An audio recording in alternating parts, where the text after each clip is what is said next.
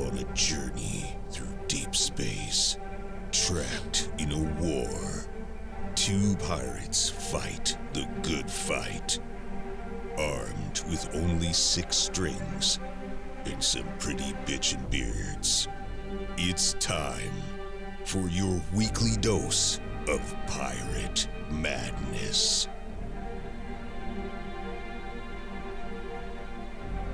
You're now listening to the Guitar Pirates Podcast.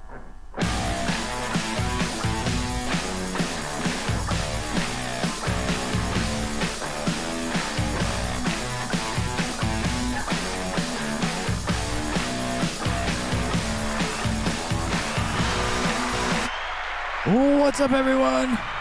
And welcome to another episode of your weekly music news, guitar gear, and facial hair support club show. I'm your host, Josh Jones. And I'm your co-host, Jim Steger. I got a moniker today. Without music, life would be a mistake. Guys, welcome to episode 69. 69. It's time to eat. No muff too tough. We dive at 5. I mean, guys, welcome to episode 69. We're going to break down a little bit of WoodStock action. We're going to go down the lineup a little bit. Ins and outs of some history. And we're also going to break down some of our favorite love songs. Because what else do we think of 69 whenever we don't think of WoodStock? Right? We think of that good old sexual healing.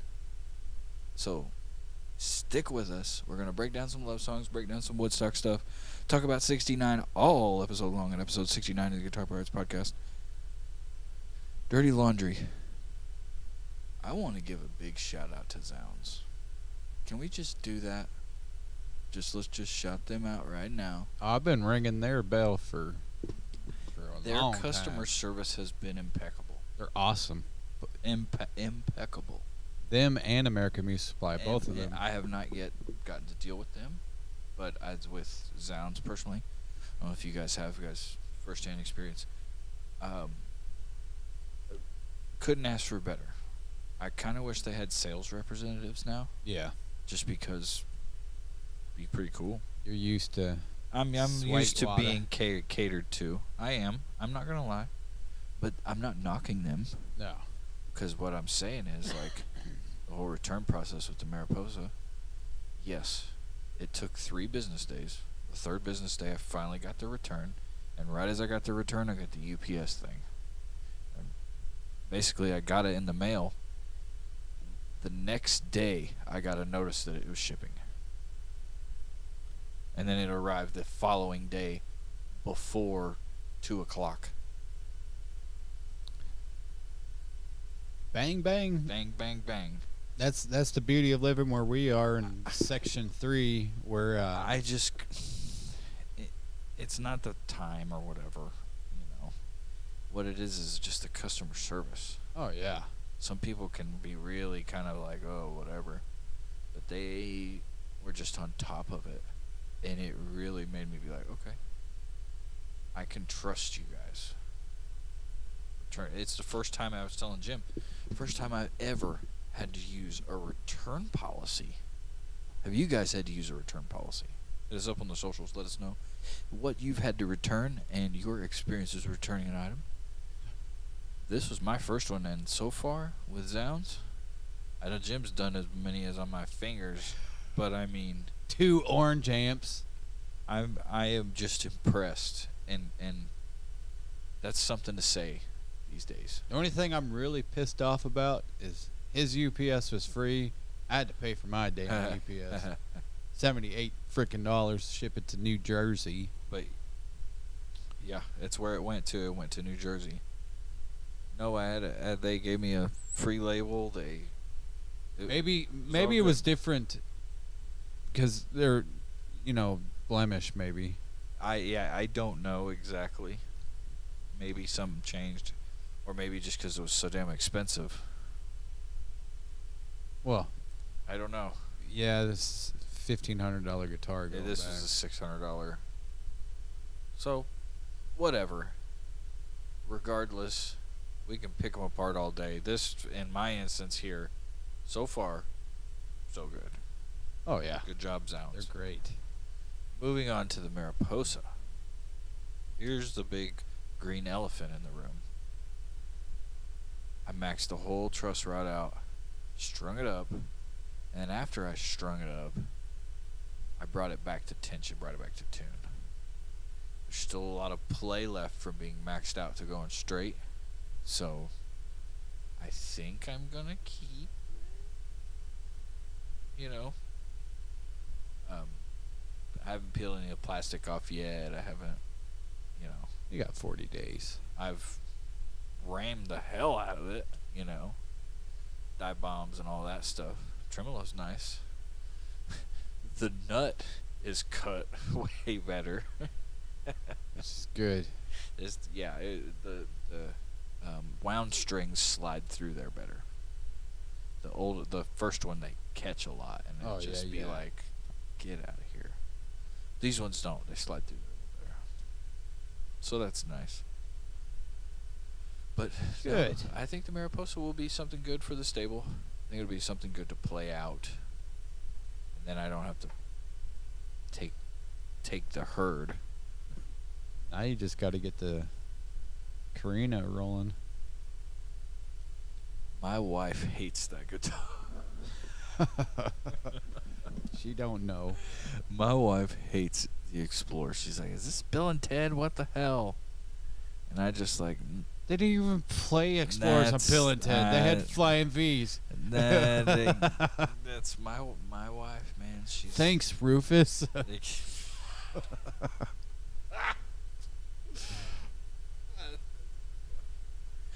Oh man, that's so good. Thanks, Rufus. That freaking Explorer I will say is this: beautiful. the latest Bill and Ted movie was almost a home run. Have you seen it? I have not yet. You need to watch it with You might watch it with the little bug, Yeah. and you guys might like it. I've been. But I really I've wish been that waiting. they would have stayed more, like, they didn't go that route. Not to give anything, but it's still. But I did see still cool though. Toy Story 4 finally. Hey, I still watch cartoons. What of it? I think I enjoy cartoons all the time. Freaking love them. Because I think Marvel bores me to shit. Just I literally would rather watch paint dry. It just dry. I know you people like it. It bores me to hell. I want shit to happen now. I don't want to go through 20 minutes of crap before I can see anything cool. Yeah, I do like a good story. It's not like the Expendables where it's like it starts out Yeah. freaking just craziness right away. You guys, Dirty Laundry, Mariposa, Zounds, good stuff. Good stuff so far. And we got rain coming in this week. Hey, if you're getting rain in your area, enjoy it. And praise to the people up there in St. Louis, 6 to 10 inches of rain. Oof! Woke up and seen that and was like, whoa. Yeah. Hey. Yeesh. Especially as close as they are to the mighty Mississippi. Shout out to anybody from St. Louis for thinking about you people. It really just, regardless if you're dealing with the heat, take something to drink. Guys, take precautions. If you don't have to go out in it, don't do it. I think today today felt hotter than any day we've had this year. It's been pretty brutal. I mean, the other day might have been 107, but there was something about today. It just felt hotter. It is pretty brutal. I tried to stay away from it. Hell, I had to run my van. I had to take Clyde to the vet, my dog, and I had to run the van for like an hour straight just to keep it cool so it could be in there. Right? You know? Like, gosh dang. That's a whole undertaking unto itself. But guys, dirty laundry. Fold it up, put away. If you guys have any dirty laundry, hit us up and let us know. If you guys have anything that you guys do or associate 69 with, let us know. It's a WoodStock breakdown. It's a love song breakdown, guys. It's another episode Your weekly music news, guitar gear, and facial hair support club show brought to you by Analog Pedals, Greenbeard Grooming, and Meanbeard.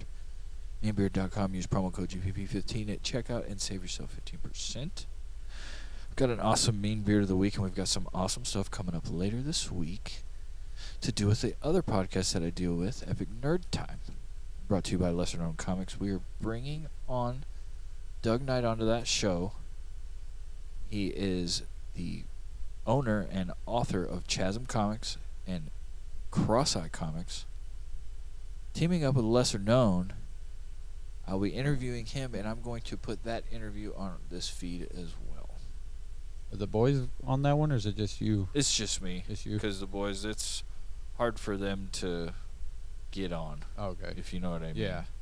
Because it's hard to... Because when these guys schedule, it's like Perry's usually dead, you know. Dead to the world, so to speak, and Ken's about to go to bed. So it's all good. No, just run down an interview real fast with old Doug Knight. We talk about some comics. The guy's legally blind. Literally legally blind, and he is an amazing artist. Amazing, amazing, amazing artist.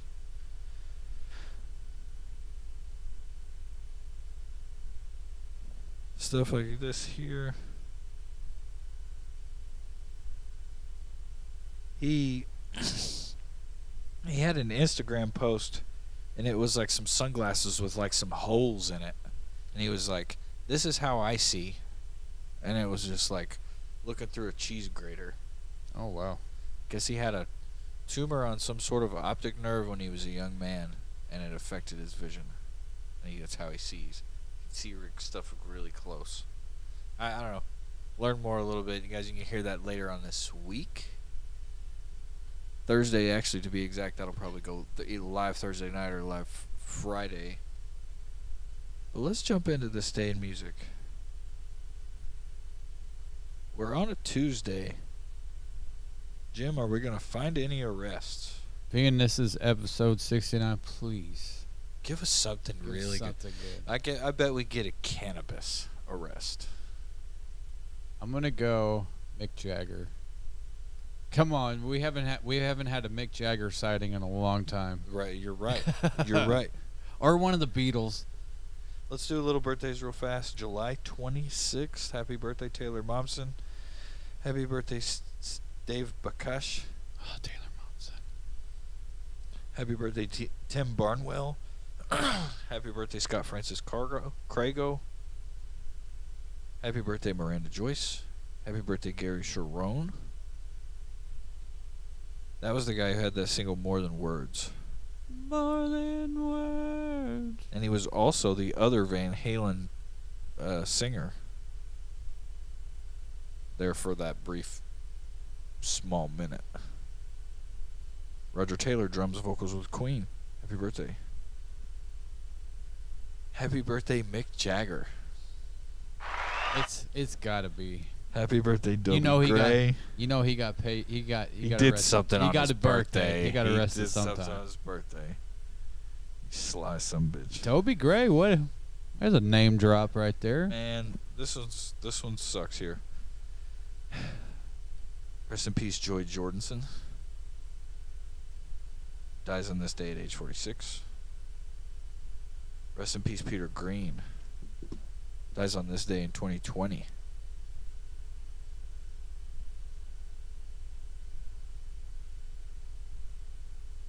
In 2017, Quincy Jones awarded $9.4 million in royalties for the use of Michael Jackson songs he produced in 2 Cirque du Soleil shows in This Is It documentary. Jones filed suit in 2013, asking for $30 million. Damn. J.J. Cale dies of a heart attack at 74 in 2013. He became famous when Eric Clapton covered his song After Midnight, and also popularized J.J. Cale's Cocaine.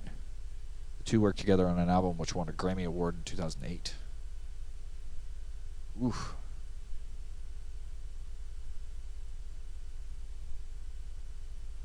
I don't know. Jeffrey Borer, and Arvell Jet Reeves pleaded guilty to secretly videotaping Michael Jackson as he flew to Santa Barbara, California, to surrender in his child molestation investigation. Molestation investigation. Say that 5 times fast. Right. Jeez. The two men admitted they installed a digital video recorder to record Jackson and his lawyer as the pair were traveling on a private jet from Vegas to Santa Barbara in 2003.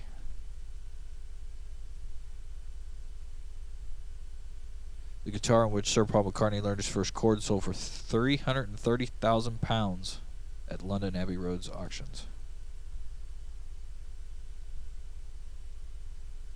2000, Liam Gallagher Oasis were booed off stage during a show at the Paleo Festival in Switzerland. After Liam had insulted 35,000 in the audience. That dude's a pompous prick. If this doesn't take you back, 86 went on. Peter Gabriel goes on to number 1 in the U.S. singles charts with Sledgehammer. One of the best music videos That's ever. exactly what I was going to say. This is one of the coolest music videos I've ever seen. Bring back that stuff.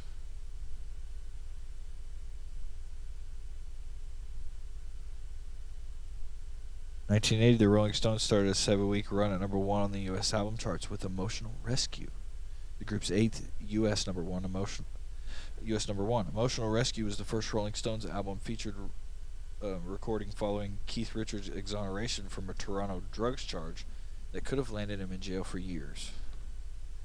I skimmed over that at first and seen jail and drug, and I was like, ooh. And it was a Rolling Stones, so...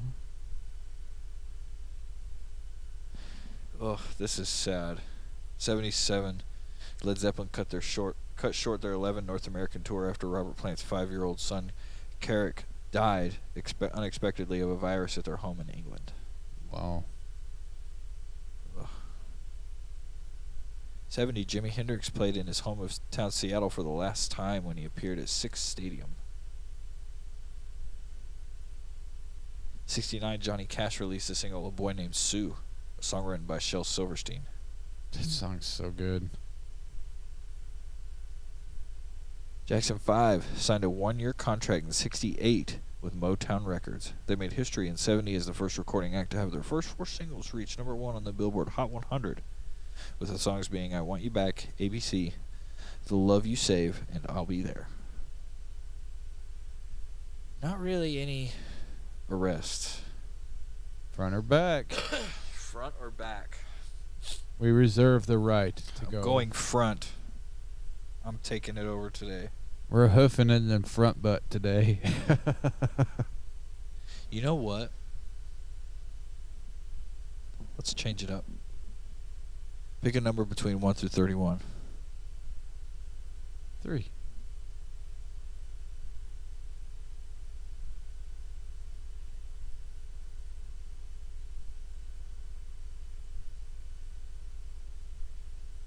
Oh, you know what I found out? Shaq owns Elvis. Did you know that? All right. We just went to July 3rd. We're going to see if we can find an arrest.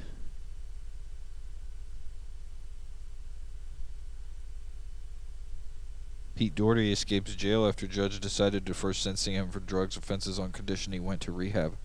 Dougherty pleaded guilty to possessing crack cocaine and heroin in a West London magistrate's court. He was warned by Judge Devinder Lakhar that he would go into custody if he failed to take up a place he was offered on a detox program.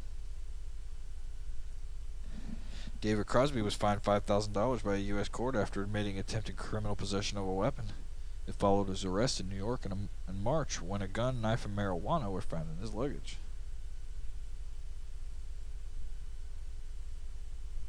A session violinist serenaded a high court judge during a copyright battle worth estimated £100,000. The case was over to the rights to the Bluebells version of the Young at Heart, Bobby Valentino. Young at Heart, Bobby Valentino won his case as a joint owner of the song.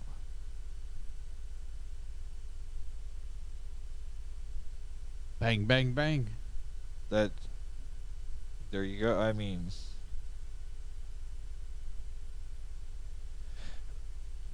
July 3rd, 1975, lead singer from Three Dog Night, Chuck Negron, was arrested at his Louisville hotel on the opening night of the band's tour and charged with possession of cocaine.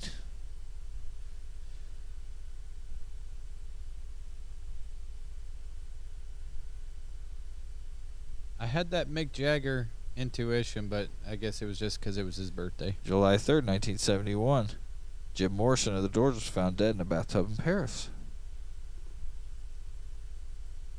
Brian Jones drowns while under the influence of drugs. That was what, 69. 69, yeah. Go. So there you go. We found something. The debauchery that is rock and roll here on This Day in Music. And it has to be with my life number, my lucky number 3. Next time, though, if I ask you that, you can't pick 3. It didn't do us wrong this time. You ain't picking 3 next time. I'll do alter. You can do other derivatives of it. Oh, it'll equal 3, regardless. Somehow, some way. Yep. I can get that. I can get behind that. All right, guys. This Day in Music, down the drain. What do you guys think of This Day in Music? Should we switch it up? Should we rebrand it? What should we do with the show? It's been a little over a year. We might be smelling a little stale. This jail music. So we need to maybe figure it out. You know, brainstorm with us, guys. If you are a long-time listener, what can we do to make this better? I know. Literally reaching out to you guys. I know. Jim knows. Jim's saying bring more people on, and I don't think he's wrong. And I'm doing my best. Well, I was thinking with This Day in Music, it's real fun to find arrest. We just need to get on there and type in who got arrested today. That's a good. And if we can find mugshots. That's a wonderful, wonderful. Because I love This Day in Music, but I also also love who got arrested today too. Yeah. Because that's recently, that's all we look for. That's what we wanted to see is arrest. So, I think that would be something fun to do. I got that wrote down. That's a great idea. Guys, hit us up. Let us know. If you're long-time listeners, first-time listeners, whatever. Enjoy, like, subscribe. Thank you guys so much. Check us out for the podcast feed, wherever you get your podcast. And if you're watching this on YouTube, like, subscribe, comment down below. Let us know what we're doing wrong and what we can do better to make this better for you. 22:34, right in on this mother brother. Guys, analog pedals. What haven't we said about them that we need to? I'm telling you guys, check them out, analogpedals.com. Jeff Boland's XS drive, Boomfrogg's Mojo box. There's a Thunderbird drive. There's a Doughboy drive that's a limited edition pedal. There's Ibanez clones, Klon clones. Whatever you need, Jeff is the man to go to. Custom pedals out of Kentucky for the Kentucky Guitar Superstars. Just for you. Boutique for cheap. Embrace the jank, baby. It is the good stuff. Analog pedals. Cedar Flat Lightning, the Greg Martin signature pedal. Wonderful pedal. I bet you could call him and get one of the signed ones right now. Hit him up. Analog Pedals. Jeff Boland. Tell him the Pirates sent you, Jeff. I seen that Explorer on Instagram. Ooh. It looks good. It looks wonderful. Anyway, Analog Pedals. Hit him up. But there's one thing that you definitely need to hit up, and that's Jim's Metal Minute.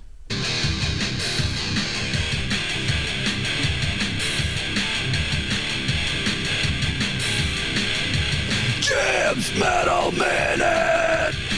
And welcome to Jim's Metal Minute. As I said, it's the end of the month, coming into it. So we have our third punk, metal, hard rock, whatever you want to call it, class of the Jim's Metal Minute Hall of Fame.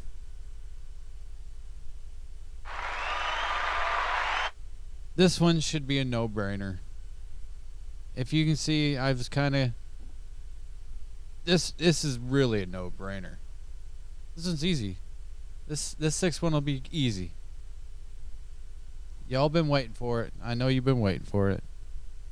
First inductee is Metallica. Of course. I know everybody says...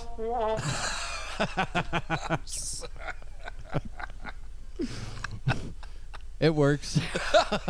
It worked. Well, the thing that... No, that's not if Dog you, and Metallica. No, at if you all. would have done it, like, literally what I was about to say is, like, I know they said after the Black Album, or, you know, the Black Album or after the Black Album, they fell out. If you would have hit it there, it would have been perfect. But Metallica, they've had their mark on music. What more can be said about Metallica? I mean, just, they're the biggest band in the whole world. I mean, they are a generation's Deep Purple, Smoke on the Water. Oh yeah, There's certain, you know what I mean? Like, they're yeah, for sure. What's next? Should go without question. Megadeth. And all the iterations and band members that came in throughout there, but still, Megadeth, 100%. That. What's his name? Marty Friedman, Nick Menza era, Dave Elfson. Man. Oh yeah. Obviously, there's probably other lineups people love too, but man, Poland and I love that era. oh. Rest in peace, people. Like, good lord. What can we say about Dave? You can say he's an asshole. Yeah, he might be an asshole, but he's influenced more people than you could ever imagine. So, you got to give credit where credit's due. The dude knows how to write. The dude knows how to play, and he knows how to get and recruit great musicians. Yeah, and he wouldn't be sponsored by Gibson guitars either. Yeah. Number 3, Slayer. Of course, it's got to be Slayer. Just like the other two, huge influence on so many genres of metal, from thrash all the way through to punk, because even Kerry King said once that they're more of a punk band, kind of like, which I guess you can say in some aspects, yes. Arguably, people say they're the heaviest band of all time. Not so much is just their music, but lyrical content. I mean, they have a song about Ed Gein, and if you don't know who Ed Gein is, oof, take a look. go read Ed Gein, which is Dead Skin Mask. What can be said about Jeff Hanneman, Kerry King, the great Tom Araya, and Dave Lombardo, or Paul Bostaph, or Gary Holt, you know. Which brings us in to the 4th inductee, Anthrax. Part of the Big Four. Of course, you got to put the Big Four in there. Arguably, people have these other two that I have coming up in the Big Four. They could be, but Big Four was about who sold the most, and those 4 are the biggest thrash metal sellers. Nobody said they were the best. I mean, I wouldn't put them over any... I mean, maybe Anthrax. I like Anthrax a lot. But They have some cool stuff. like, they paid their dues. You can say Scott Inn's an asshole. He knows how to write music. He knows how to play damn good rhythm guitar. Like we talked about that one time, one of the best rhythm guitar players out there. You can't take nothing away from his playing. You can't take nothing away from his songwriting skills. So Anthrax stood the test of time as well, and they go on that big tour. And Anthrax is coming to Fayetteville There you go. with Hatebreed and Black Label Society. Wow. September 2nd at JJ's. I'm just plugging that right now because just plugging that now. we looked at that tour and they were not in Arkansas. We looked, and I guess they might have added one. So, all right. So people who are like, "Oh, so and so needs to be over Anthrax. So and so's better." Well, I got you covered. The next one, Exodus. some arguably say that when Kirk Hammett left Exodus to go to Metallica, he took all the best riffs with him. Possibly, I don't know. You might, yeah, that was probably true for a few weeks. Yeah. I can't take away anything from Gary Holt though. He's a beast. Very, very, very good guitar player. I don't know as much as Exodus as I probably should, but I know that they get thrown in the Big Four conversation, so much. But so they get the nod. But this one, I would put them in the Big Four personally. Testament, 100%. Some aspects they sound like Metallica. If you were untrained, you know what I mean. If you didn't know who Metallica, if you knew who Metallica was, but you weren't like versed in it very well, and you heard a Testament song, you'd be like, "That's Metallica." I could hear it. I could understand. There's some things. I don't know Testament enough to even be able to compare. There's a few you could see like the direction that Testament was trying to follow in Metallica's. I wouldn't say they were riding their coattails, but there's some production qualities and some lyrical or vocal stuff that you're like, all right, you're trying to be James there. But that is the third class. Metallica, Megadeth, Slayer, Anthrax, Exodus, and Testament. Stay tuned. End of August, I'll put in the last class before we go quarterly. And the last class is the hardest one for me. That's the hardest one to put in because I'm trying to do through different generations to get the main ones there, but the next class, you should already know who's number one. If you don't know who number one is in the next class, you should... Then just turn in to next episode and find out. Yeah, you should find out. But if you don't know, you should already know. Already know. I don't know about that. You would have to know. You wouldn't know who would be in the next class? Nope. I don't know. Just like you out there, you don't know either. The reign in the 90s. The kings of the 90s. Guys, hit us up on the socials. Guitar Parts Podcast, Instagram, and Facebook. This is episode 69, guys. Jim's Metal Minute. Bring in the Honorable Jim's Metal Minute Guitar Band Hall of Fame. The what you call it? The what you call it Hall of Fame. Well, I mean, Metallica's in the Hall of Fame, but most of these are never going to get in the Hall of Fame. Jim's Metal Minute Hall of Fame is really what it is. Yep. But guys, rolling down the line. News. More news.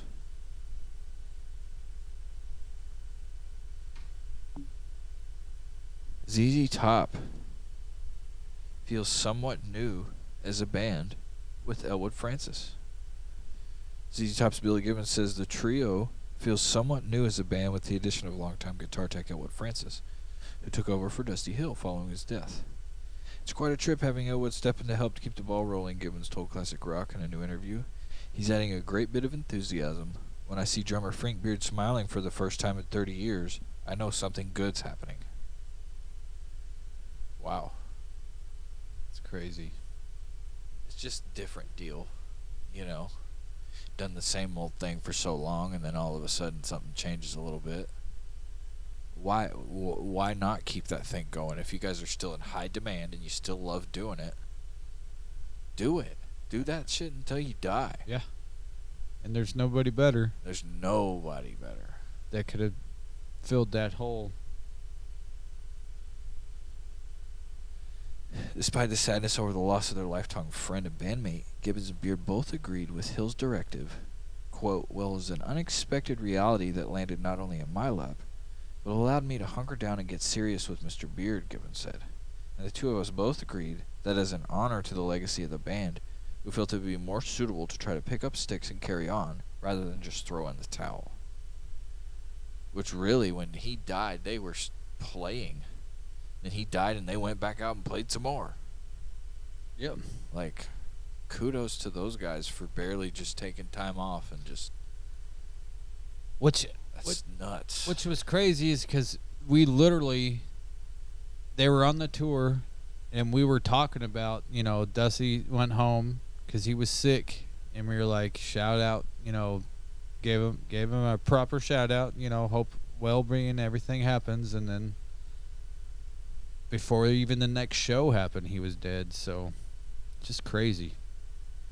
Says as for whether Francis can replicate Hill's full-throated wail, as heard on songs like Tush and I Got the Six, Gibbons observed he's quite good at harmonizing, but he's still a bit shy about taking lead vocal at this stage of the game. But who knows? I can cut him loose and let him do his thing. That I don't blame him. Yeah. Harmonizing, playing the bass, doing that, that's one thing, but doing that part? Dude, you gotta have some nuts. And it's not just like, oh my gosh, like you have nuts to do it. Like, hell yeah, it takes balls to perform, but I mean, like, you gotta have nuts to just sing like that. Yeah. You know what I mean? Like, you gotta be able to do that kind of wailing ass Dusty Hill blues shit. Like, I'm not saying that it's impossible to do. I'm just saying it takes a person. You know? It's not just some cheesy little fucking. It's a goddamn man whale. Oh, yeah. From the beard of Zeus, man. Quote, it took a moment for reality to sink in, he said, but he's no different from the rest of us. Unfortunately, we're all going to go sometime. We prefer to put it off, if you know what I mean. The day after Dusty passed, I spoke with a good friend, another guitar player, Steve Cropper. He continued, in the years before, when Duck Dunn passed away, I took note of Cropper's remark. He said, I feel like I've lost a great friend, and that well beyond another musician. He was well beyond that, and we felt that way about Dusty. We lost a great friend. ZZ Top is on tour and is scheduled to stay on the road through December. Damn. That's one way to get over it. It's the only way to stay. I mean, especially for, Frank and... I mean, they're old. They're getting up there. Yeah, these guys are getting up there. If they stop touring, I think it would be... Kapoots. Yeah. Because that's normally what happens. Some die. There's a whole bunch of reasons, but it's like when you get older like that and you stop working, that's pretty much the end, Here's something that's the end. Rage Against the Machine Tom's Morello was accidentally tackled by security after a fan ran on stage.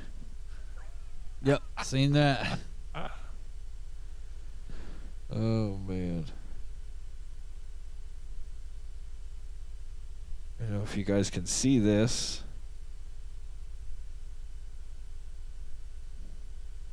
On the screen here.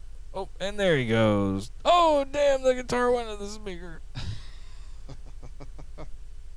Yikes. Anyway. Toronto, Tom Morello gets tackled. On accident, but still. Pay attention to what you're doing, security. Quit being lame. Smoking those left-handed cigarettes in the back. Disturbed David Draymond says Vince Neil is sounding good, looking healthy. Might want to get his ears and eyes checked. I don't know. He sounded much better than he has.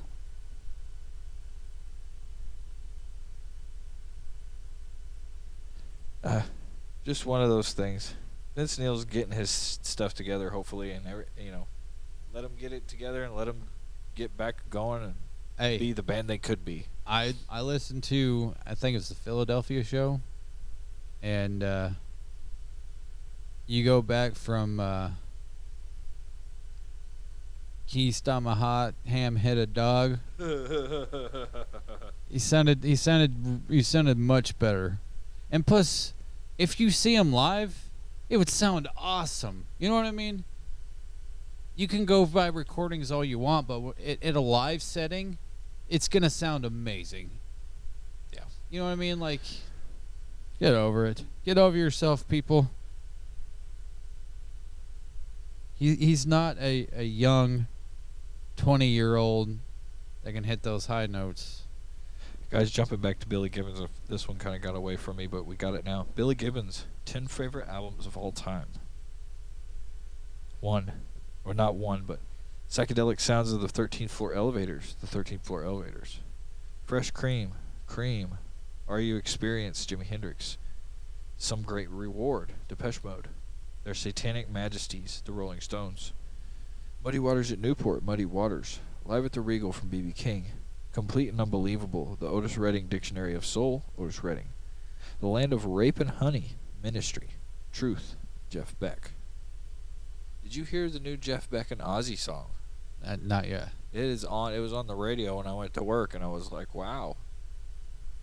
You know, it's very, I think it's like an E. You can tell, like, the tuning of it, but still. The Tony Iommi one's out, too. Yeah. And I haven't heard it yet. Heard it on the radio, and I was like, okay, this is great. Ozzy sounds good. The guitars sound great. Let's go. I'm really antsy to hear Zakk Wylde playing with some solos from Eric Clapton.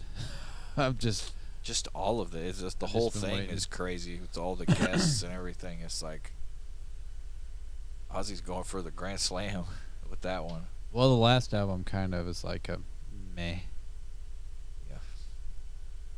Not saying anything wrong, just not for me. This is harking back to last week. We should have talked about this in Dirty Laundry, and I forgot about bringing it up. We could talk about it now. Zakk Wylde speaks on being recruited for the 2023 Pantera reunion touring. Quote, I think it's a beautiful thing.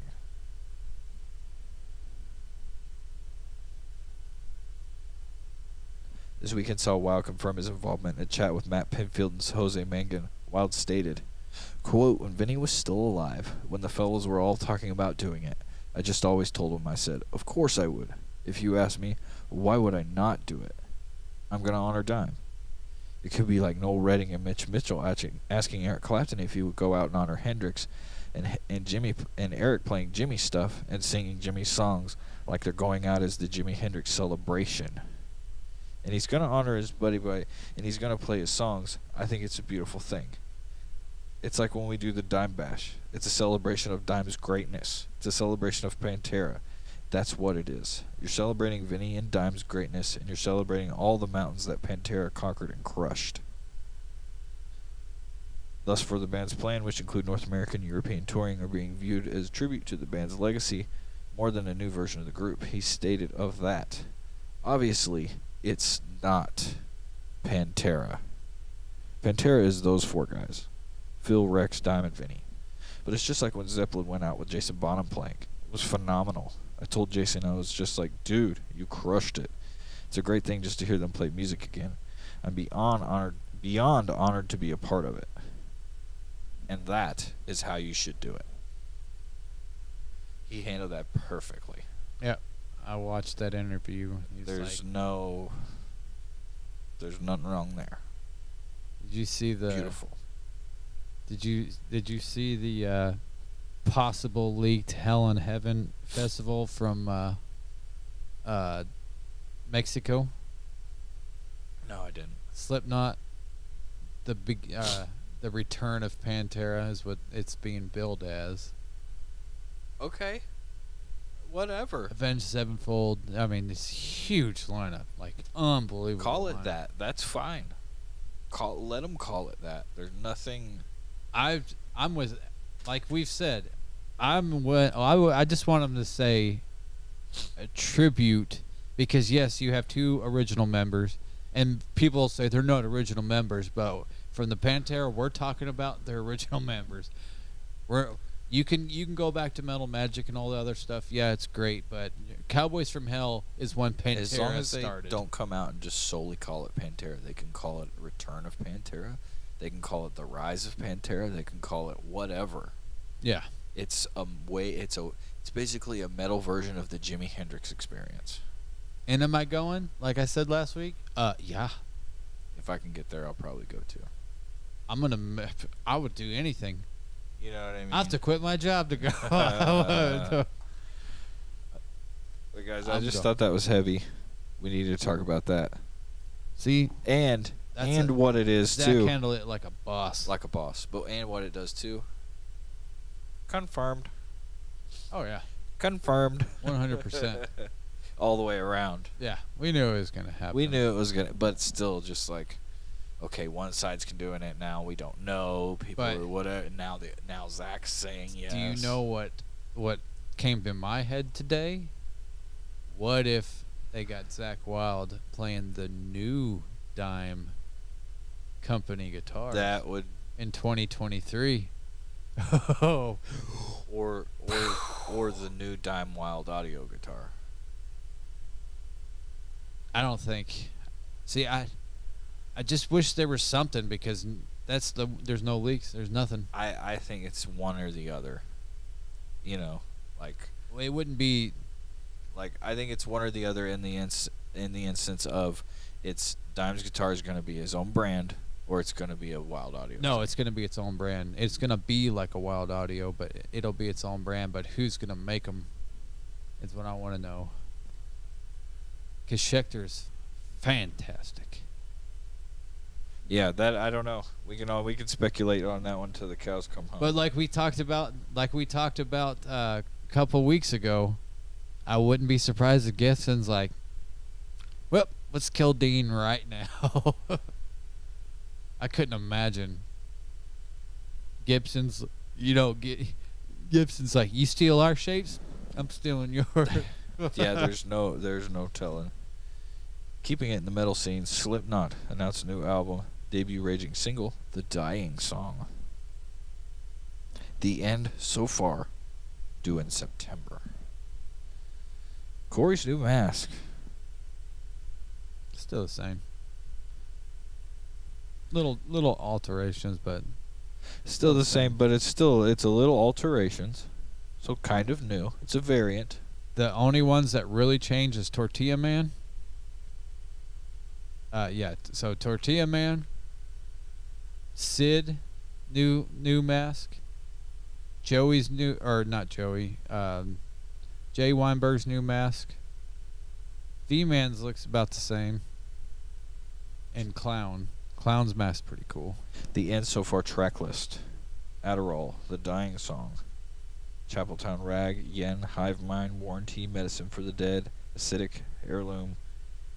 I'm guessing Hell, but it's H377. Desade, Finale. I bet you Acid is a banger. I bet the whole thing's pretty good. I like the first song.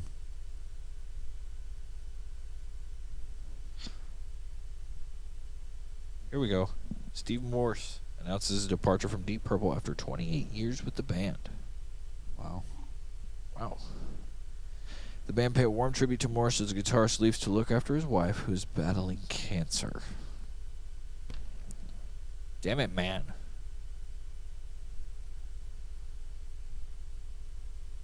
Steve Morse has stepped down permanently from Deep Purple to care for his wife. Earlier in March, the guitarist announced that he would be taking a hiatus from the band in hopes of returning to the fold once her health improved.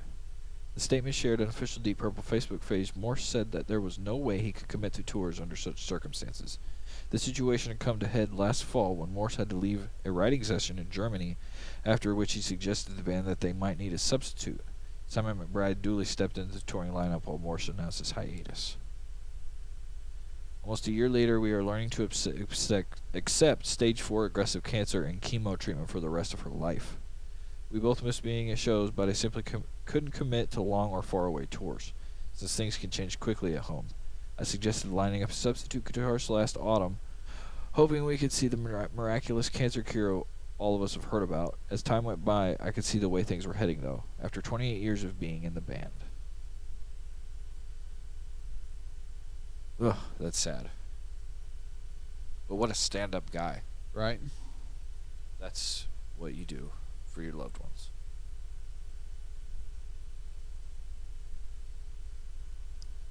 Guys, that's it. News done gone out the window. Guys, head over to greenbeardgrooming.com. Pick up the boar bristle brush. Pick up the Sequoia beard rake, small, medium, large, extra large. mustache sampling combs. Guys, there is mustache waxes. There's different balms. All sorts of stuff for your beard, but Green Beard Grooming has the best hardware for your beard. Pick up one of their boar bristle brushes. Pick up one of their combs. Anything they got, a tree will get planted in the forest in your name. Head on over to greenbeardgrooming.com. Tell them the Pirates sent you. That's news. That's a little bit of bill paying. You want to talk about this in gas, or that's that? Yeah, that's what we're doing. Okay. Just double checking.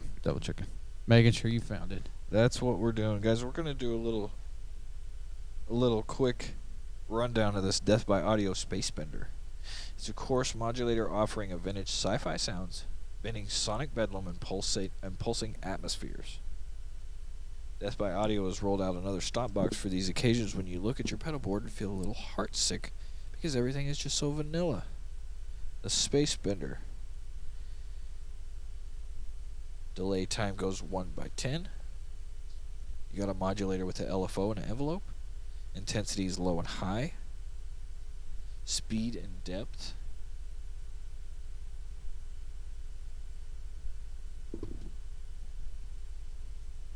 But there's more than meets the eye. These controls are joined by a trio of rocker-style switches, and how they perform depends on where you set the switches. In LFO mode, with delays set short, the intensity low, the speed at 2 o'clock, and the depth at 1 for an earthreal wash that pairs well with open chords. But this can be transformed with a flick of an intensity switch, which sounds very much like dialing up the feedback on a flanger. Here the signal grows ever more sci-fi. There's all sorts of fun sounds it looks like on this pedal. You can tell on the screen. Pretty cool. From this angle, it looks like a turntable. Yeah.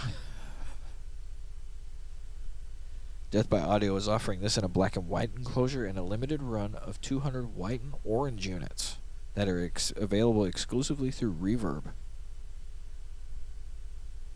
$270. So if that's your thing, get it and let me know how it is. Because I don't know if I'm going to get that one. It's not too bad. No, but I'd have to check it out. Here's another one that I've been seeing on like Facebook and everywhere.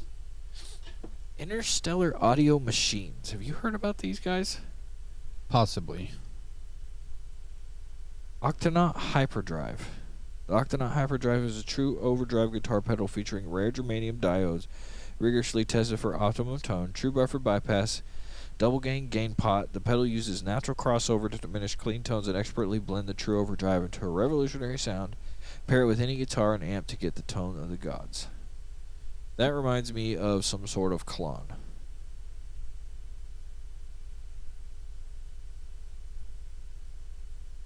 But there's guys from Collective Soul.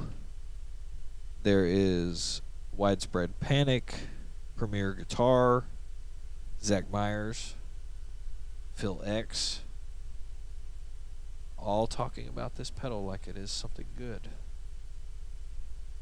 $249.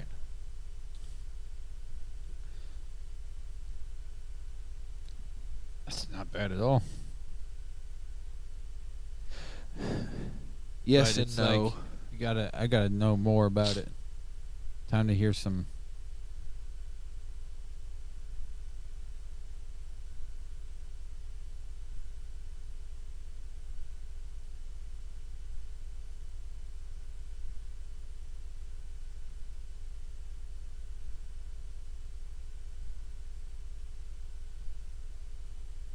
I think something goes on with the sound when it gets hooked up to this thing.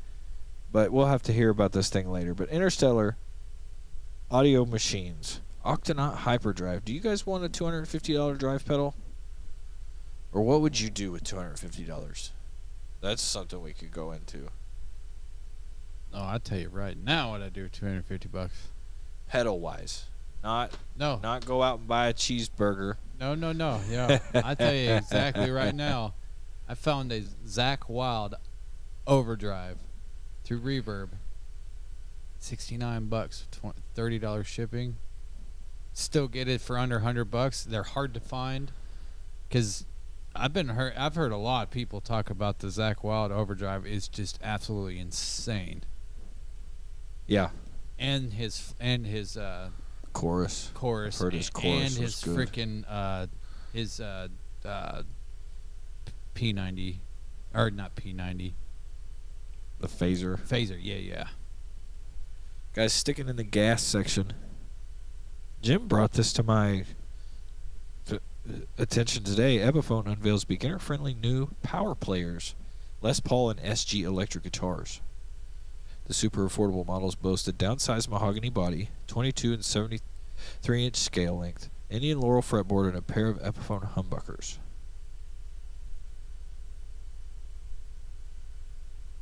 The player pack version of the company's recent Billy Joe Armstrong Les Paul Jr. and the Players SG and Les Paul are proper beginner electric guitars with downside bodies and scale length. Small stature and affordability aside, though, the two are serious six strings that don't slouch on specs. 12-inch radius, 22 medium jumbo frets, inlays, sculpted heels, 650R in the neck, 700T in the bridge, $279.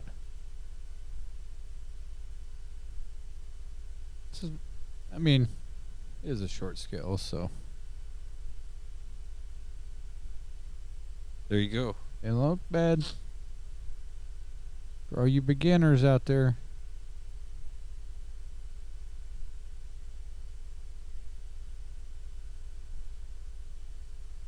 It's always weird seeing Epiphone or Gibson, not so much the Les Paul without the pick guard, but that SG without a pick guard. Especially. So this is 22 inches here. This is basically 23 inches.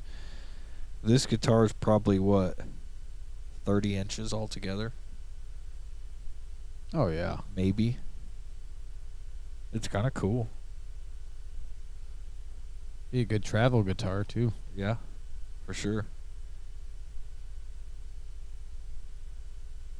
Each guitar comes with a gig bag, strap, picks, and a cable. Well, obviously, it's a little beginner's thing. But And still, it has binding and inlays on it. I was about to say, and the cable, don't even worry about it. I would only use it for emergencies because that cable's going to be crap. Yeah.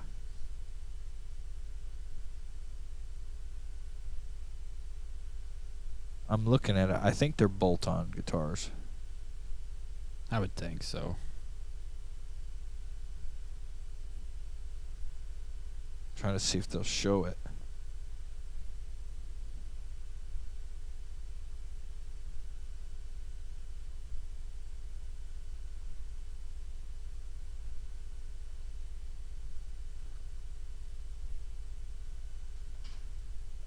Regardless, guys, power players, Epiphone, mini guitars. I might have to scoop one of these up. T79, it's not bad. It's not bad at all. I bet there's like a Black Friday sale where you can get one for like $225. Come around Christmas time. You probably get one of those for cheap. And who knows when Guitar Center gets a hold of them, their used market is insane. They do really well about pricing their used gear. Yes, they do. Guitar They Center price is it to awesome. get the hell out of there. Yeah, it's awesome. They're not dumb with that. Guys, that's it. A little gear acquisition syndrome. In and out. Light and breezy. Episode 69. You guys know how we do it. If we need to switch up gear acquisition syndrome, let us know. Been thinking about a little bit of a rebrand here. The Guitar Pirates Podcast. It's been a year. A little stale. Trying to think of stuff we can do. Change up the show a little bit, but yet still keep it the same essence of what we have. So, anyway, mean beard of the week, guys. You guys already heard about it. Doug Knight, CrossEye Comics, Chasm. Kickstarter goes live tomorrow. Chasm number 0. Enter a world where childhood cancer is combated with chemotherapy and alien molecules. Chasm is an imagination-fueled retelling of past, present, and future events of Doug's life. It is largely inspired by the events and people he has met along his journey. People just like you. Check it out. The guy's literally legally blind, and he does some epic work. Epic work. Hit him up. Kickstarter. Lesser known comics. Chasm goes live. Just here in about an hour and 20 minutes. Beer of the Week. Main Beer of the Week. Doug Knight from CrossEye Comics. Guys, support when you can, where you can. Mean Beard, what can we say that hasn't been said? Best products in the game. Big, small, one and all. Backed by science. Proven by champions. It's not the beard, it's the attitude. Pick it up today. Meanbeard.com. Promo code GPV15 at checkout. Save yourself some dollars. Gunsmoke. Just saying. Doug Knight, Mean Beard of the Week. The guy is a legend. Thursday we'll have him on. Should be a hell of a show. Jumping into the main event. Episode 69. We're right at an hour. Running this baby like a fine-tuned machine. WoodStock. 1969. Would you have wanted to go? Without question. I think this is basically what, like, the big festival that starts all the other festivals. I'm sure there's some other ones. Oh, yeah. But to wake up in the morning to Jimi Hendrix playing the Star Spangled Banner, good grief, man. Yeah. Like, come on. And it sucks that it turned into such like a natural disaster, basically at the end of it all. People were trapped, and it was not a good thing. The 69 Woodstock? Yeah. It was bad. I know they did that in the 99 Woodstock. I thought the 69 Woodstock went out without a hitch. There was... I'm not saying that it didn't go without a hitch, but there was some... It wasn't perfect. Because I know 99 was just horrific. Oh, yeah. 94 was great. Festival widely regarded as a pivotal moment in popular music as history's well-defining event for the countercultural generation. The event's significance reinforced the 1970 documentary film accompanying soundtrack album and song written by Joni Mitchell that became a major hit for both Crosby, Stills, Nash & Young and Matthew Southern Comfort. Music events bearing the Woodstock name were planned for anniversaries, which included the 10th, the 20th, the 25th, the 30th, the 40th, and the 50th. Jesus. 2004, Rolling Stone magazine listed it as number 19 of the 50 moments that changed history of rock and roll.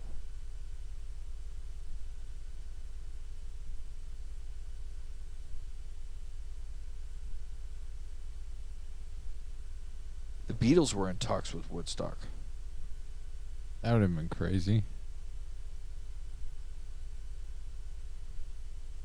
The Jeff Beck group disbanded prior to Woodstock.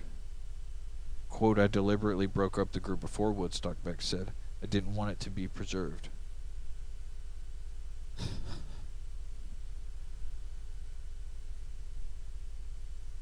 The Byrds were invited but chose not to participate. Chicago had initially signed to play at Woodstock, but they had a contract with promoter Bill Graham, which allowed him to move their concerts at the Fillmore West. The Doors were considered but canceled at the last moment. That would have been debauchery. Jethro Tull declined. Led Zeppelin were asked to perform, but their manager Peter Grant stated, I said no because at Woodstock we'd just have been another band on the bill.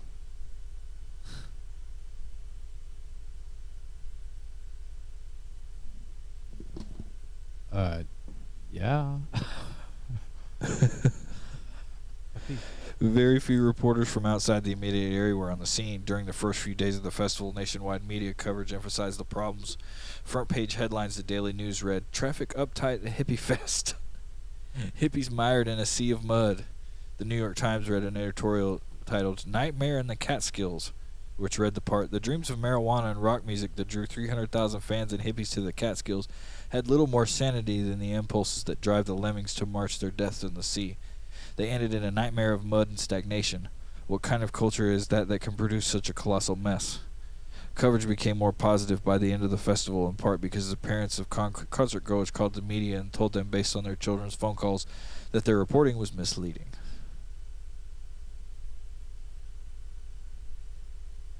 Damn hippies smoking them weeds. Getting all muddy. How dare they be happy and dirty at the same time?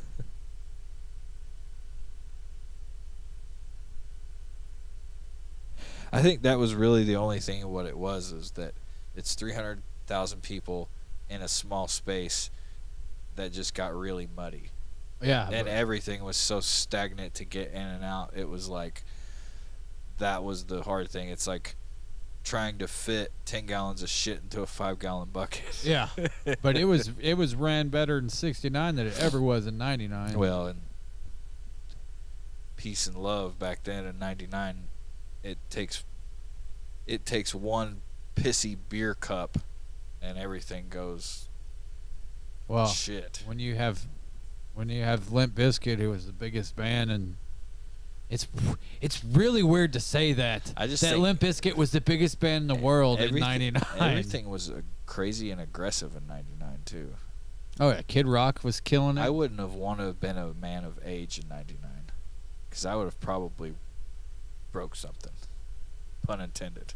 Well, I would have wanted to be a man of age because I would have got to see Slayer, and Slipknot, and Pantera and like their infancy. You know what I mean? Like in their heydays. Moving on a little bit here, the documentary film WoodStock, directed by Michael Waldley and edited by crew-headed Thelma Schoonmaker, was released in March of '70. Artie Cornfield went to Fred, an executive at Warner Brothers, and asked for money to film the festival. Artie had been turned down everywhere else, but against the express wishes of Warner Brothers executive, Weintraub put his job on the line and gave Cornfield $100,000, equivalent to $740,000 today, to make the film. WoodStock helped to save Warner Brothers at a time when the company was on the verge of going out of business. The book Easy Riders, Raging Bulls details making of the film. Wadley rounded up a crew about 100 to film the New York film scene. With no money to pay the crew, he agreed to a double or nothing scheme, in which the crew would receive double pay if the film succeeded and nothing if it bombed. Wadley strove to make the film as much about the hippies and the music, listening to their feelings about compelling events contemporaneous with the festival, as well as the views of the townspeople. Getting away from the music seems like a bad idea. Guys, there's albums, there's soundtracks, there's a whole parts of people's lives. Hell, there's even those like scam-ass people selling pieces of the stage. Oh yeah. You've seen that on TV, oh right? Yeah. I'm like, get out of here. There's blades of grass. This is the air from Woodstock in '69. Jimi Hendrix breathed in this. Like, this is Jimi Hendrix gum. Get out of here, man. I mean, I really wouldn't doubt somebody has somebody's gum. I bet you'd be Elvis's, though. But we knew the 99 one was But there was worldwide media interest for the 40th anniversary in 2009. A number of activities to commemorate the festival took place around the world. August 15th at Bethel Woods Center for the Arts overlooking the original site, the largest assembly of Woodstock performing alumni since the original '69 festival formed in an 8-hour concert in front of a sold-out crowd. Hosted by Country Joe McDonald, the concert featured Big Brother and the Holding Company, performing Janis Joplin hits, Canned Heat, 10 years after, Jefferson Starship, Mountain, and the headliners, the Levon Helm Band. Mountain and the Levon Helm Band. Get out of here. And here's a little side story. Do you know where we were on the 40th anniversary, 2009? Yes, I do. We were watching Zakk Wylde play his tribute to Jimi Hendrix. On a sweet Flying V. Oh, it's gorgeous. On a sweet, sweet, sweet Flying V. Yep. Frying our brains out that day. It was Not hot. in a good way either. I'm telling you, it was hot. It was hot on that asphalt. On blacktop. Yeah, it was hot on that asphalt, boy. But that was pretty cool how that kind of mixed in together. I forgot about that until you just said that. Yep. But guys, do you guys have a Woodstock moment? Do you guys have a favorite thing of Woodstock? I would think for me, it's the Hendrix deal. There's two. The Hendrix deal and the first time that Carlos Santana ever took acid was at Woodstock. And absolutely destroyed, kicked ass. All right. And that was the first. It's not the fact that he took acid. It's the fact that that was the first time he ever took acid. Yeah. And then he performed to 300,000 people. Let's run down the lineups real fast. Day 1, Day 2, and Day 3. Oh my gosh. Day 1, Friday, August 15th. Richie Havens. Sweetwater. Shiri Swami Shadik Dana Dana.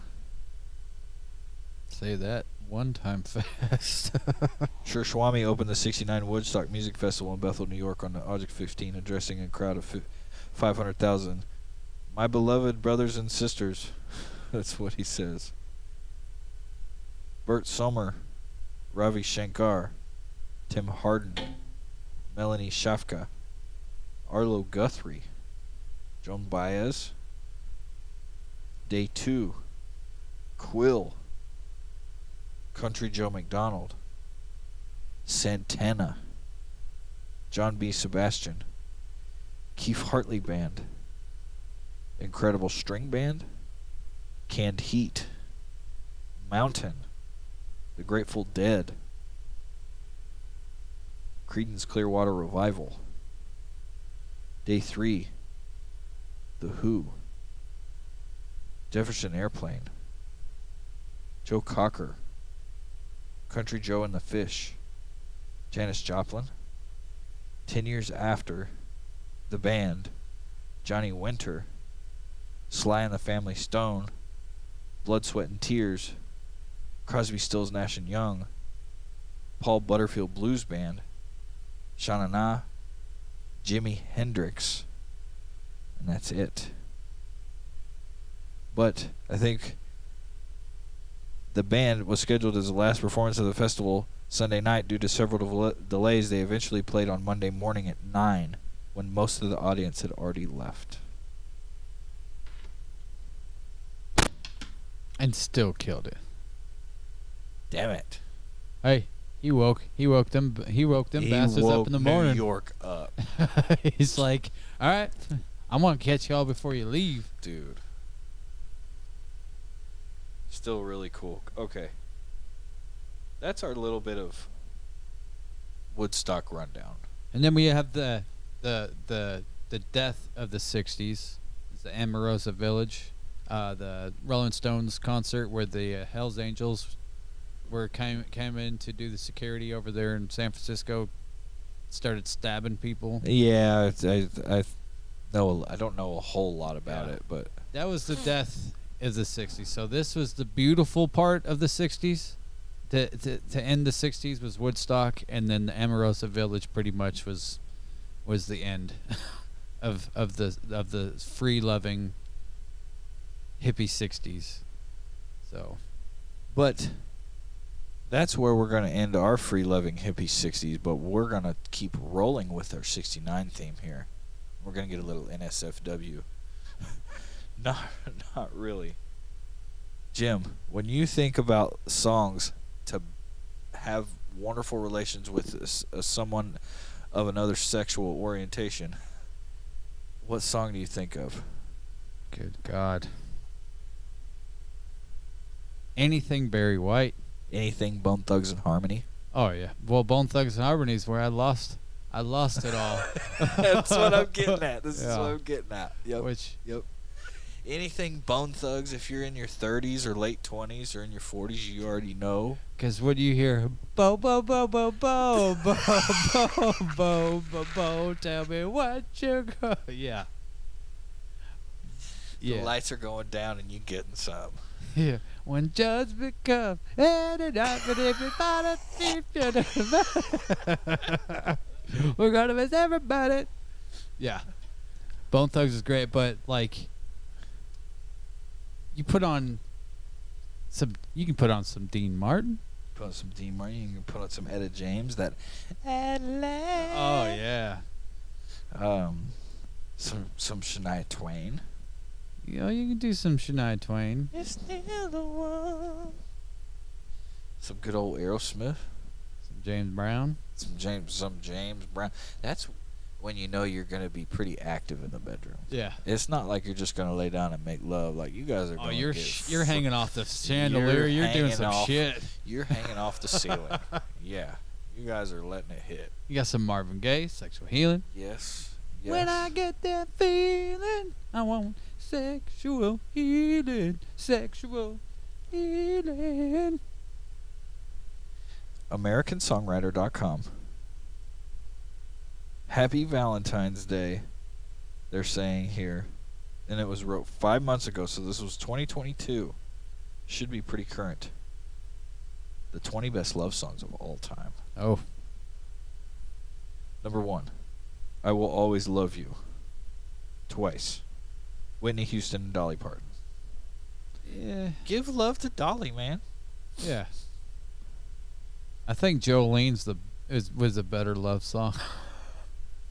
I think it's just the impact of freaking Whitney Houston. But The way she belted that thing, man. Oh yeah, but it's like I couldn't imagine making love to that song, though. You know what I mean? Yeah, I couldn't do this one either. Heat Above, Greta Van Fleet. No. That's the number 2 best love song of all time. Number 3, Can't Help Falling in Love, Elvis Presley. Okay, how the hell is Greta Van Fleet over anything Barry White or... I don't know, man. This isn't mine. Number 4, God Only Knows by the Beach Boys. Endless Love, Lionel Richie at number 5. Percy Sledge, When a Man Loves a Woman. All right.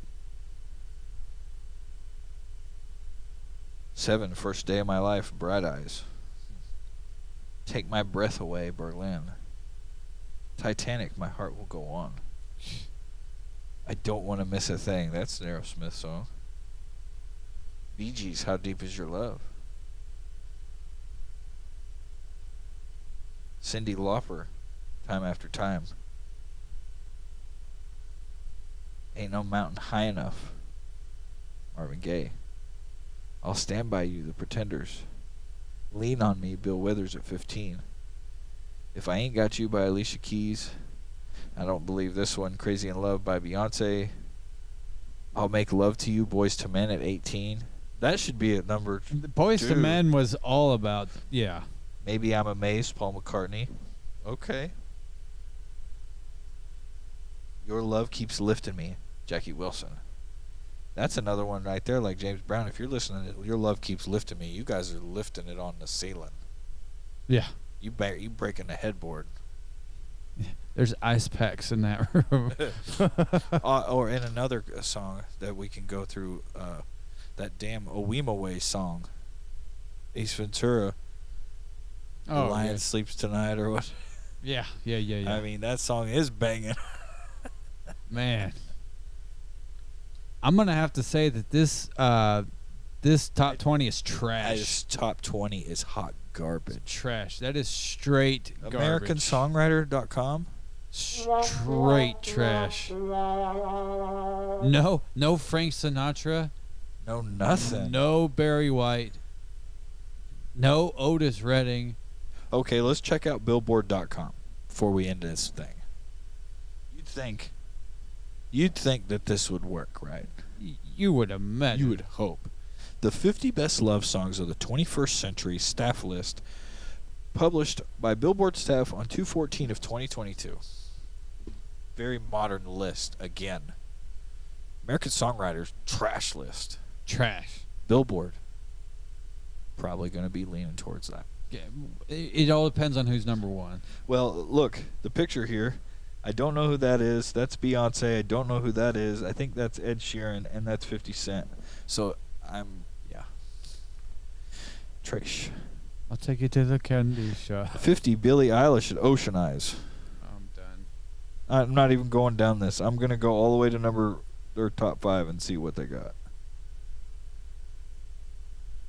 Rihanna, Alicia Keys, Frank Ocean, Mariah Carey, We Belong Together, Beyonce. Nope. Trash. These are not love songs, guys. These are not love songs. Go listen to love songs from the damn 70s, and then you'll know what a damn love song Motown, is. Bee Gees, anything like that. Give me a break. Give me a break. Give me a motherfucking break. Take this. That's hot garbage. Hot garbage. If you don't have Barry White or Marvin Gaye in your top 5, you literally just get in your car. Okay. Go look at the nearest bridge and just drive right off. Our top 10 love songs. 10. We can easy to agree to disagree, whatever. Doesn't matter. 10. Obviously, we got to go with that damn Away song. Yeah. Right? In the Love Tonight, or what, you know. The Away, the Pet Detective. What about that one Lions King song, that Elton John? And you feel the love tonight. Yeah. You know. That one. 8. Sexual healing. Sexual healing. Easy.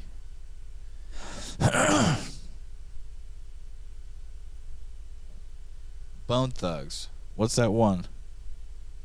I'm just going to put anything Bone Thugs.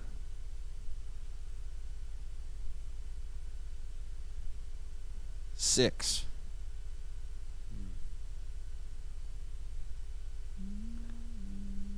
Any good country?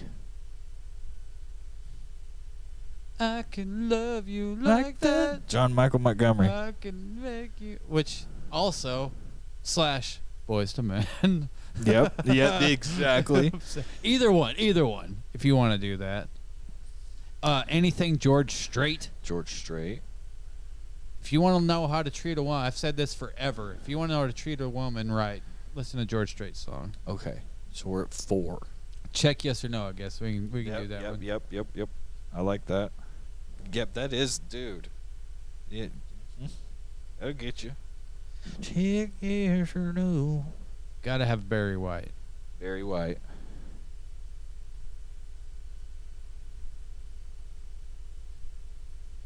Freaking Dean Martin was the ultimate chick lady, like the chick man. He was the coolest dude. We just put the Rat Pack. Yeah, I mean, right? Yeah. Can we just do that? Oh, 100%. And lump them all in there because they were all about the ladies. Oh, dude, yeah, that ain't no lie there. It's all about the ladies. Because it's like, okay, we're at 2. We got 2 more here. And I mean, we could go on and on for this, but I mean, these right here are I'd rather any one of these compared to these lists. Get them out of here. 2 more.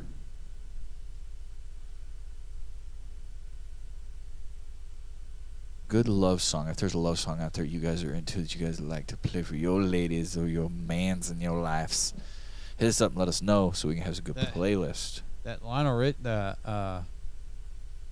I'm leaving, oh, I'm easy like Sunday morning. Easy like Sunday morning. Yep. Lionel Richie. Nobody ever tried to put train on me. Well, I'm leaving here tomorrow. Everybody wants me to be who they want me to be. That song is so good. It's a good song. I can see, like, is it a love song? But it, how many babies were made because of that song? I know how how many shocks on an IROC Z got prematurely shitified because of the love making that happened in the back of them Camaros. Oh, yeah. How many Yugos rolled down a hill? Like, exactly. How many back glasses were kicked out by like, man, but number one. Who do we got for number one? I've been trying to think. This is on the spot thinking, guys. Sorry, y'all. You guys are watching or listening or whatever, guys. We're thinking here on the spot. Because there's so many Elvis you can throw in Yeah, there. there's so many Elvis you can throw up there.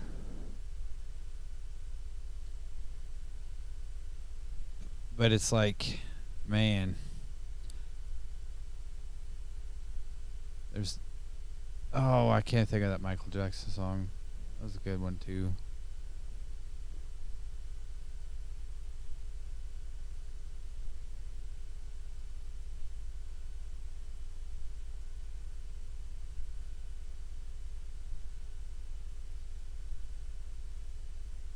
We're losing it here. We've got one more to go. I haven't thought about love songs in forever. That Whitesnake song. Is this love? Yeah. That I'm feeling? You also have,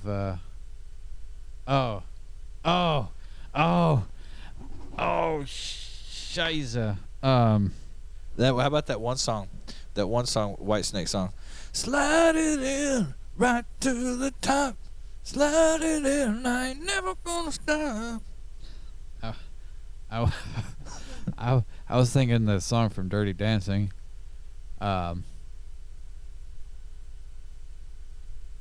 You're the one thing I can't get rid of. So I tell you something. This could be love because I've had the time of my life. I never heard this I'm going with it. before. I'm going with that. That's it. You know babies were made to that song. Dude, families were made to that song. Yeah. Like, there was banging going on in the movie theaters. There was some weird shit going on in there. That got me. That's hilarious. It may took us a little bit of time. We're sorry for the dead air, guys. Yeah, but it's like if we would have planned this out, this list would be different. Yeah, this list would be completely different. Because when's the last time you thought of a love song? Exactly. Or even tried to group them together to make a playlist. Yeah. When's the last time you had sex with a woman to music? Yeah. You know, like legit music. Exactly. But that's it, guys. Episode 69. I think. Have you ever 69 so long you miss each other's faces? Oh my god. But hey, where did that? That's a good way to end. as we wind it on down, we will be publishing an episode this weekend, sometime. Guys, I'm having a child on Monday. Baby Joss. Baby G.a.s coming into the world on Monday. C-section baby. Wish me luck, because with Baby G.a.s coming into the fray, then I have to take care of my 2-year-old by myself while the wife is recovering. Of course, we're going to see her and be in and out, but the baby, Emmy ain't sleeping up at the hospital. Mm-mm. So we're going to come back and go back and forth for a few days. But Baby G.a.s is on the way. A new leaf here at the Guitar Prize Podcast Scallywag Network. Hit us up on the socials, the Instagram, the Facebook. Leave a comment, like, subscribe, hit the bell for notification. Leave us a review wherever you get your podcast. 5-star review. Make sure it is a pirate review, Scallywag review, an Electric Tiger review.